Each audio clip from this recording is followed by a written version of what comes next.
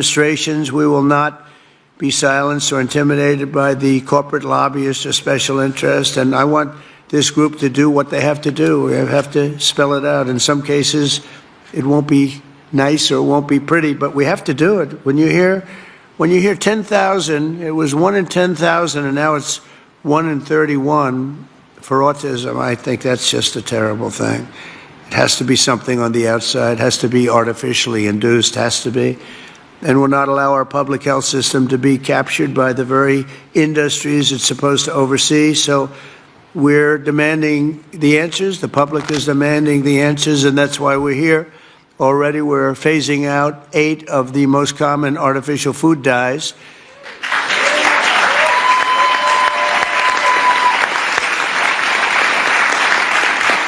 And we ended the most serious conflicts of interest at the FDA. We had a lot of conflicts over there. Earlier this week, we approved a SNAP waiver request from Nebraska so they can stop taxpayer dollars from being used to make our children obese. I understand requests from 3 more states will be approved shortly, and more are expected to come in the following weeks. Over the next 80 days, the Commission will build on its work in this report to develop a roadmap to bold and transformative public health reforms for our consideration. It's a consideration, and we'll lay out the facts. Let me say congratulations to the entire Maha movement. This movement has become very hot. People are really, I tell you, they're going crazy over Maha. They're going crazy, right?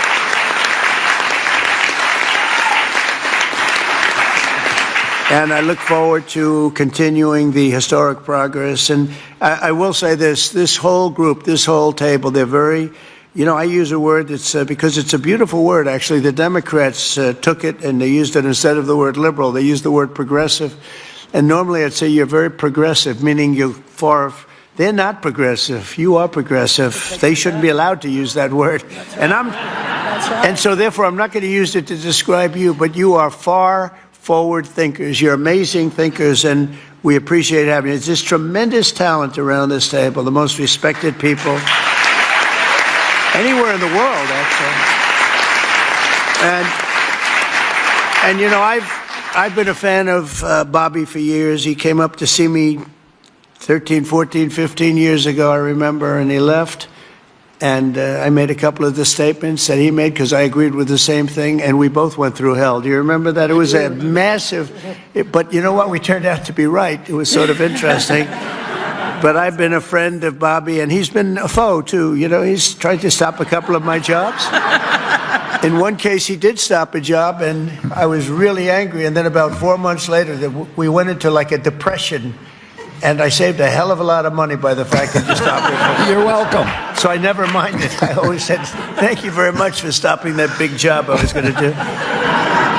But he's a fantastic guy, and Bobby, we're with you all the way. And your beautiful wife is right sitting in the front row, and she's always been right there with you. And, it was very interesting. When Bobby came, I really wanted Bobby to join, and he was doing very well as a candidate, really well. He was being treated very unfairly by the other side, but he was doing so well that they treated you unfairly. They had no choice. I think they said, in order to qualify, Newt, you had to have 80% of the vote. Okay, do you remember that deal? You had to have 80% of the vote in order to qualify to run against Joe Biden. And Bobby thought that was a little unfair, and that was about it. And he came on board, and we got very lucky. But you really helped, and I want to thank you very much, really. We're with you all the way.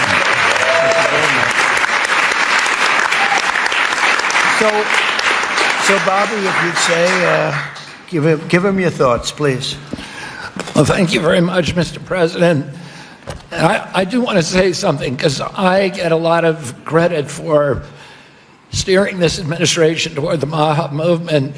But I joined the campaign in August. I joined President Trump in August and went from independent to his campaign. But it was in June that he made a speech specifically on this issue. It was a Maha speech before Maha existed. And I took note of that speech at the time and thought there's a potential here for a common ground. So I want to thank you for your vision, for your courage, for standing up. President Trump is a populist president. He's a president, he's blamed for giving money to billionaires and all this stuff. We hear about that all the time. But he is on the side of the middle class, the working class, the poor in this country, people.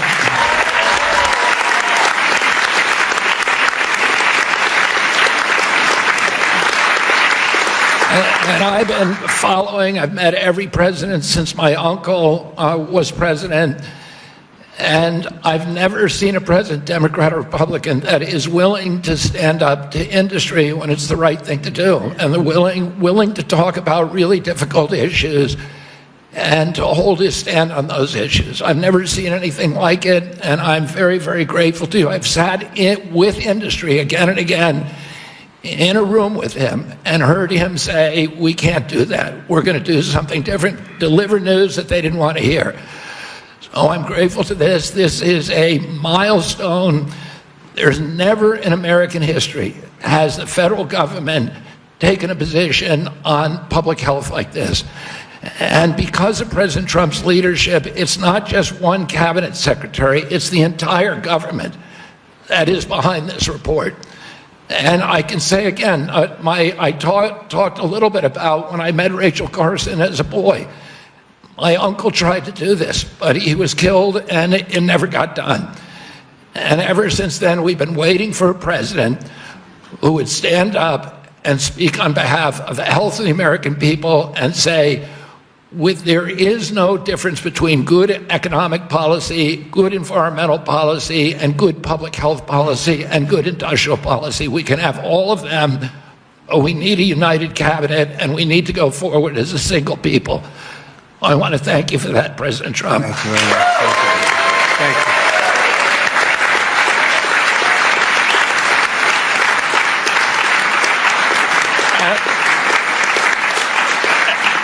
At its core, this report is a call to action for common sense. We've relied too much on conflicted research, ignored common sense, or what some would call mother's intuition. It's common sense that ultra-processed, nutrient-poor food contributes to chronic disease. It's common sense that excessive screen time and isolation lead to anxiety and depression, especially in children. It's common sense that exercise and healthy food should come before prescriptions and surgery. It's common sense that not all calories are equal in nutritional value. It's common sense that over-medicating kids is dangerous. It's common sense that we can celebrate the innovations of modern life while also demanding fearless inquiry into ameliorating the negative effects of medication, agriculture, and environmental practices. It's common sense that research funded by corporations deserves more scrutiny than independent studies. I'm so proud of this cabinet, and particularly Secretary Rollins and Administrator Zeldin, who, again, I'll say it a third time, work late nights, early into the morning to make this happen, and to all the leadership from the White House staff, beginning with Stephen Miller and Heidi Overton, Dr. Heidi Overton, with Vince Haley.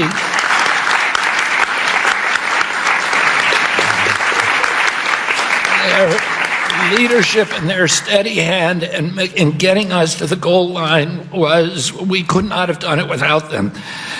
They helped us grapple with weighty issues and committed this administration to solving large, complex challenges like children's health.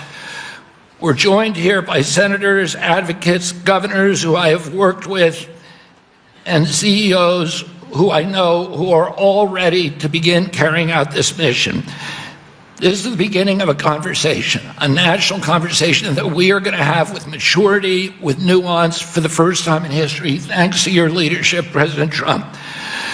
There is a reason that the Maha moms sided with you, President Trump. It's because this administration has the bravery to tell the truth and solve problems through innovation and not nanny state regulation. President Trump, I'm honored to present you the Maha report and work with this incredible cabinet that you have brought together to make our children healthy again.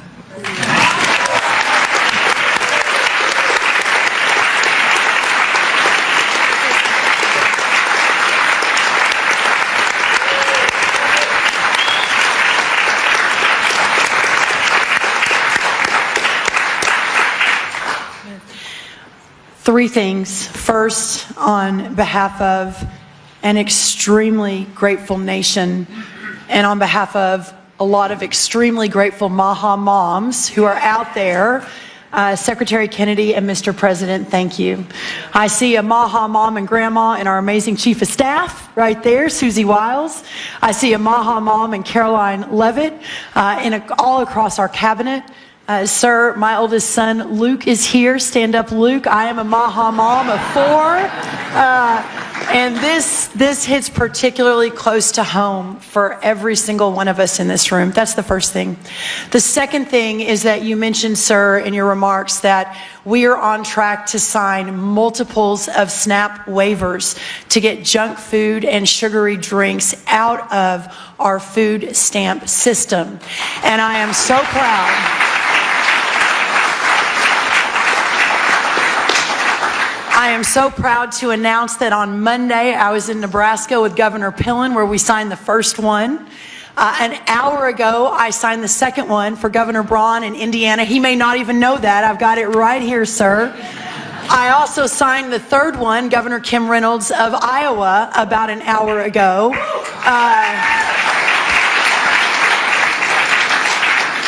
With a half a dozen more coming down the line. And sir, that has never happened before. Under Republican or Democrat administrations, we have never made that happen before. So I am so proud and so grateful for your leadership. Morrissey here, who was the first one to apply from West Virginia. Oh, Governor Morrissey.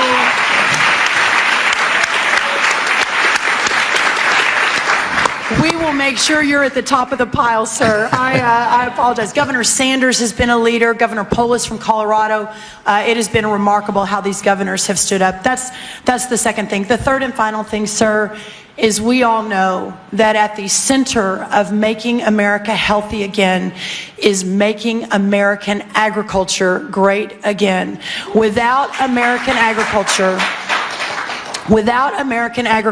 at the center of this discussion, we have the most robust, the safest, the best agriculture system in the world. And in partnership with the amazing Secretary Kennedy and all of these incredible patriots sitting around this table, under the leadership of the extraordinary President Donald J. Trump, we will make America healthy again. And what an honor it is to be a part of that. Well, thank you, sir.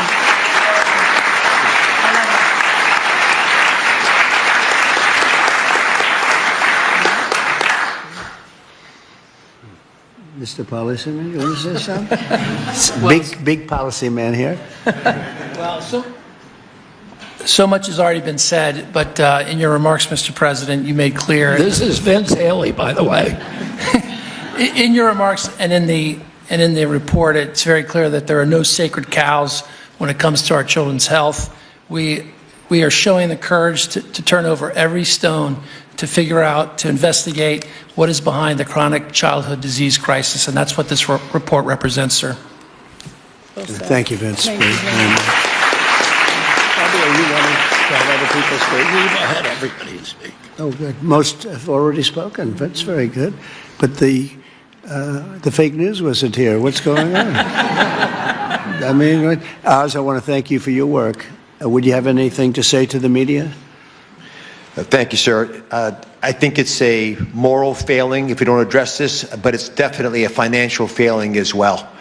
50% of children are on Medicaid or on the CHIP program. It is an obligation we all have to address this reality. As you know, the cost of Medicaid has gone up 50% in 5 years. Right. I thank you very much for having the bravery to commission this report, and Secretary Kennedy, Secretary Rollins, Lee Zeldin, and everybody else on this panel for being able to effect what has not been done since this law for Medicare and Medicaid was written in 1965. God bless you. Thank you very much, Oz. Thank you.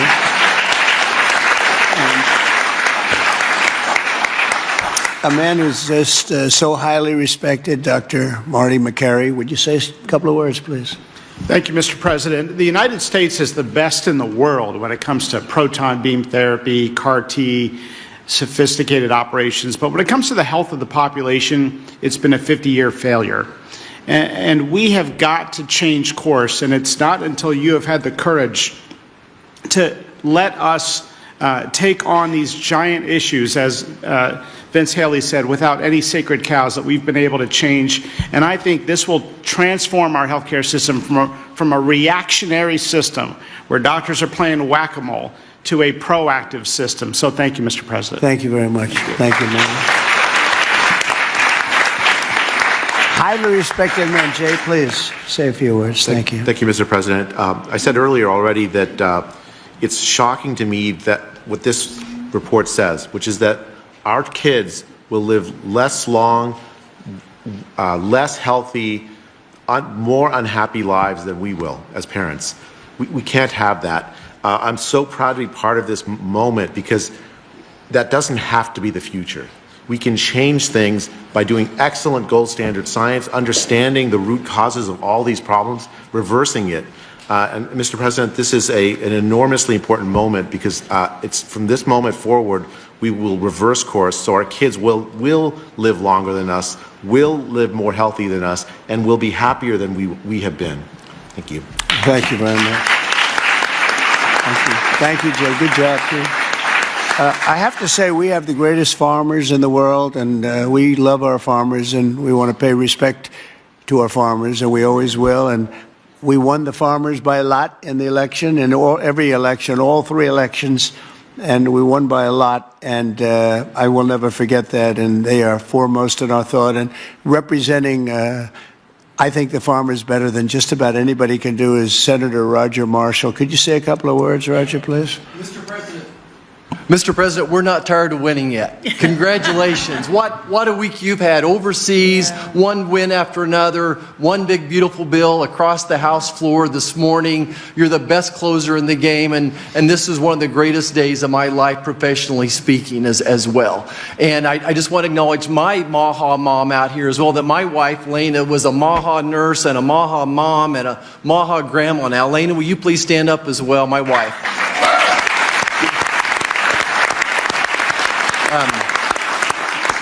Mr. President, as you know, I spent 25 years delivering babies most every day. We saw a huge epidemic of diabetes, of pregnancy, and this has exploded in so many different directions now. We have an epidemic in mental health in our youth, obesity rates 20-30%, 20% of our children on a prescription drug, 60-70% of adults on a prescription drug. We can do better than this. And it does start with the farmer. It starts with soil health. And I just want you to know that our farmers are so committed to this as well. And so many of them are already doing great things. They're making the soil healthier. They're using less pesticides. They're doing all the right things. It's going to take a little bit more effort and time to get everybody with those practices. But the American farmer and rancher were the original environmentalists, the original conservationists, and they'll be right here working beside us. And we appreciate your support of them as well. Thank you, Roger. Great. Thank you. So I think I'll close by just saying that something happened a week ago that was very, very important, profound, but very important in so many ways. For years, I noticed that other countries paid much less for drugs and pharmaceuticals than we did. But I don't mean 2% less or 10%, which would be good, but I don't mean 20 or 25 or 30%. I mean sometimes we paid 10 times more, 12 times more, 13 times more than other countries, where people from our country would be seen going into Mexico and seen going into other countries, leaving on trips and bringing their drugs home because they'd get in London, they'd be able to buy a drug for 1/10 the price of what it costs in New York City. And I watched this, and I watched it during my term, and I didn't like it. I didn't like it, and it's a very complex system, but, you know, we're smart also, maybe much smarter than they are, and at some point, we had to figure out, and I heard it was the middleman. Nobody told me who the middleman was. Nobody knew who the middleman was. Nobody ever heard. All I heard is the middleman. I said, they've got to be the richest people in the world, whoever they are. We don't even know if there is a middleman. All I know is that the drugs were 10 times higher and sometimes more than that. And I really got into it over the last year, and I figured the whole system out. And for various and sundry reasons, the United States of America was being screwed, and we were being taken advantage of and being laughed at for years and years. And I said, it's not going to happen anymore. And I brought a great gentleman, the head of Eli Lilly, in, who's great. He really is. He's great. He's done a fantastic job. And others also of the companies. And I'd have it out with him. I had debates with him, actually. And pretty much it was a debate that was impossible to lose. You had to be a real bad debater to lose that debate, because they couldn't justify it. They tried to say, well, you know, we pay for research and development, and the United States has agreed to pay for 100%. I said, why? Why are we paying? And by the way, that wasn't even the number, because it's still way too high if you took all the research and development. But you have other countries that are a lot more vicious than us in terms of their representatives. And they'd set a price for a drug, and they'd say, tell the United States to pay for the rest. We were subsidizing the whole world. And I said, we're not going to do that anymore. We've been a laughing stock for so many years. The last 4 years, we've been a laughing stock. I said it. We're a laughing stock, and now we're the most respected, and we're the hottest country in the world. We're going to remain that way. We're going to do that with drug costs, too. And so I said, I'm going to do something that's a very unpopular thing to do with a small number of people, mainly the people that own the drug companies and others. And I'm not even blaming them. They were able to get away with it. But it was really other nations that took advantage of us, because the drug companies were under their thumb. And they would say, this is what I'm going to pay. And the European Union was right at the top of the list. Let me tell you, we're going to pay $20 for this, and we're not going to pay any more. And America would pay $240 for the same thing that they're paying $20. They said, tell America to pay for the rest. And for years, they went along aimlessly, and they did it.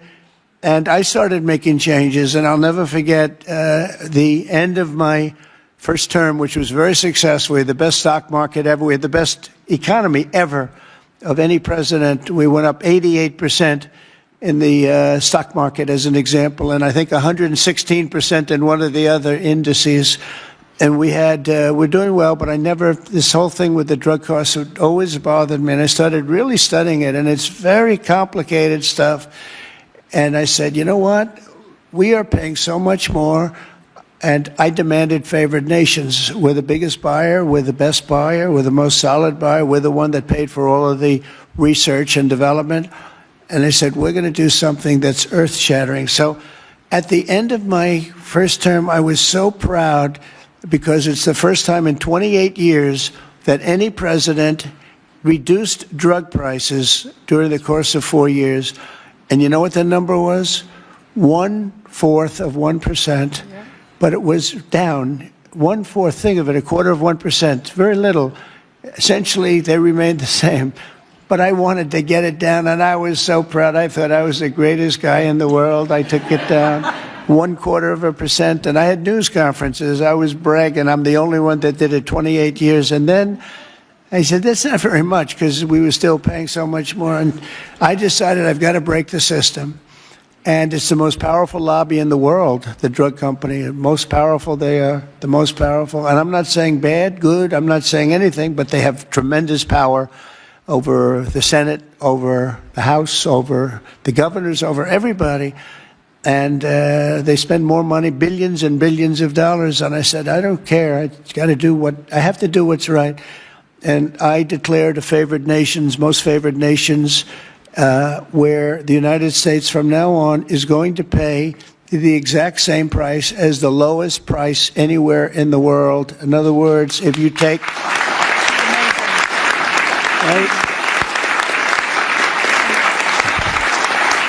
In other words, if you take the country that's paying, and let's say in a certain part of, there may be some country out there that pays a little bit less for very good reasons, because of the fact, a thing called poverty or whatever. But we take the lowest country, say European Union countries as a whole, that would be fine. Or take individual countries within the European Union, or take various countries that nobody's even heard about. We pay the lowest. And what that's going to mean, and I'd like to put somebody to police it, because it should start immediately. It shouldn't start in 2 years, 3 years, 5 years. They'll say, yes, it kicks in. They always say kicks in, Marty. It kicks in, sir, in 4 years, and then 4 years they get it changed. It should mean, so remember I told you I was happy with 1/4 of 1%. it could mean anywhere from 70% to 89% reduction in drugs and pharmaceuticals. That's a little different, right? And I've actually had some congressmen call me and they say, "Sir, can we talk about this?" I said, "No." They wanted to talk because, there's tremendous power against them. And I understand that. And every one of them was covered. Senators were. I see Roger smiling, and Roger probably was too. But you know what? He wants to do the right thing, right? He wants to do the right thing. And we're doing the right thing. We're taken advantage of. And forget the drug companies. We're taken advantage of by other countries that insisted with the drug companies that they were going to pay X dollars, and we're not paying any more, and you're not doing business here. And they were nasty about it. Because these people are almost sort of afraid of them. And we are going to now get a reduction in drug costs of up to 89% in some cases, but 50% would be a bad number. So think of that, 50% versus 1/4%. Think of that, 85, 89, 91, 72%. It's going to be massive numbers. It's going to be incredible for Medicaid, incredible for all forms of healthcare. Medicare is going to have a huge impact, so big that nobody can calculate it. I mean, this thing could drop by 25, 30%. The drugs are a very big part of it, right? So very big part. So it'll affect everything. It'll affect your whole life. The amount of money you're going to be saving is going to be incalculable. Nobody can believe I had the courage to do it. I don't think it's courage. I think it would have been courage not to do it. I tell you what, not to do it would have taken far more courage, because I was tired of it. And I was listening to these guys, and they make a lot of money every year, millions and millions of dollars a year. And I agree, because at the beginning, because of the complexity, you'd walk out of a room, you'd hear them talking, and, they almost convince you that it's a great system, it's a wonderful system, even though we were paying 10 times more.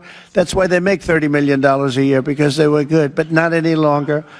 And one of them just threw up his hands after I was just pounding on him. He said, "I can't do it anymore. It's the hardest thing I have to do is trying to justify this damn thing. I can't do it anymore. One of the biggest companies, I just can't do it anymore. You're right." And as soon as he said that, that was like incredible, because I understood exactly he couldn't do it. He said it's the hardest thing he had to do is trying to justify why we're paying $200 for something and somebody else is paying $12. That is a neighboring country. Take Canada. I mean, people go up to Canada to shop because the prices are so much less, and it's not going to happen anymore. So we're going to take the lowest country anywhere in the world, and that's what we're going to be paying, and we'll be saving from 50 to 89%. And these are big, these are tremendous numbers. There's not going to be anything where we're paying 10 times more than somebody else. And one thing that is very important, and it's got to be implemented, it's done. I've done the order, it's done. But we have to get somebody that's got a lot of strength and a lot of power, because you have to implement it, because these countries are going to go down fighting. They don't want this to happen because they're going to go up. Now, there are many more people involved in the world than there are here. So they'll go up a little bit, maybe 15, 20%, and we're going to go down 60, 70, or 80%. But they will fight the drug companies. The drug companies are very worried that they're going to fight, and that's okay. If they fight, we'll just say, that's okay. We are not going to let you sell any more cars into the United States, or we're not going to let you sell any more wine or liquor or alcohol or something that's actually much more important to them than the drugs. And we're going to be able to force that issue if we need to. They should do it. We're basically equalizing. They should do it. And, the drug companies should do just as well. This shouldn't be a hit on their stock. I don't think it will be. It's basically, it's going to be the same amount of money, but it's going to be redistributed. And it's going to be redistributed, so they're going to pay a little bit more, and we're going to pay a lot less. A little bit more because there's so many more. So, it's a bigger number. And so, Robbie, I'd like to ask you and Dr. Oz and Marty, perhaps, and Jay, and maybe representing the world's politicians, I can ask Roger, who's so great with this whole subject, if you would be very, very tough and very, very, very powerful in a sense. It's not easy. You're going to have to get this done. The drug companies are going to say, well, they won't do it. and maybe they won't. And if they don't do it, we're going to not do business with that country or those countries. But we're going to have to be very tough until it's totally stabilized and equalized. And Oz, I mean, I see your eyes are gleaming because you've been talking about this for a long time, but you've never had anyone willing to do it. But I'm willing to do it. And I think it's going to go down as one of the most important things we've ever done because drug costs are going down. Think of it. Then every year for 21 years, the costs have gone up. And now they're going down maybe by 85, 89. I'm telling you, 89% in 2 instances, 89% cut. Nobody's ever seen anything like it. So I'd like to ask Oz in particular, because you and I know each other. He's a very tough hombre, this one. He's tough as hell. And so if you can lead the group, and it's not going to be easy. You're going to have to get in and you're going to have to fight. If you do it, you can have within a period of weeks, you can have drug costs that drop like a rock, okay? So you as a group, I have great confidence, and if you don't do it, I am firing every single one of you. Right? Good luck, guys. All right? Can you handle it? The companies are all coming in, and we've heard some very interesting. Sorry, the companies are all coming in. We've had some very promising interactions. So, okay, good. Well, give me a little time to be a ones. tough hombre. You'll do a great job. I have no doubt about it. Thank you very much. Any help, I will be there to help you, okay? Well, you mentioned something that has not been discussed in the past. People have talked about drug prices in a silo and in isolation. But when you start going to the countries where they give discounts to because they're getting beaten up there and you support these companies, they see a huge upside potential. And even greater than the numbers you mentioned. Right. They should be able to charge more than what they would historically have been tolerant of if they have the support of the U.S. government and you. And Secretary Kennedy is aware of all these discussions. Well, they were artificially low and artificially high. We were artificially high. They were artificially low. We're not going to let that. And I think you're going to be able to handle it pretty easily. But speed is very important because we can do this immediately. This doesn't take 2 years, 3 years. It doesn't take a month. So do the best you can. Thank you very much. Thank you, everybody. Thank you very much. Thank you, Bobby. Are we concluded, Bobby? Yes. Go ahead. Why don't you Thank you, finish it Mr. off? President. Let's all give a hand for President Trump for his leadership. Thank you.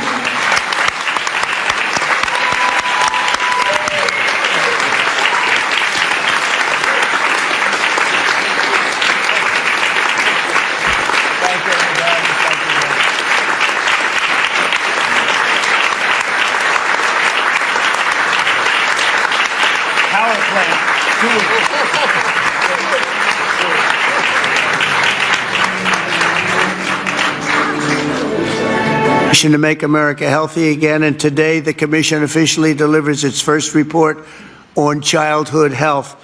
Here are just some of the alarming findings, and they really are alarming. It's unbelievable, terrible. More than 40% of American children now have at least one chronic health condition. Since the 1970s, rates of childhood cancer have soared in many cases by nearly 50%, 50%. Well, in the 1960s, less than 5%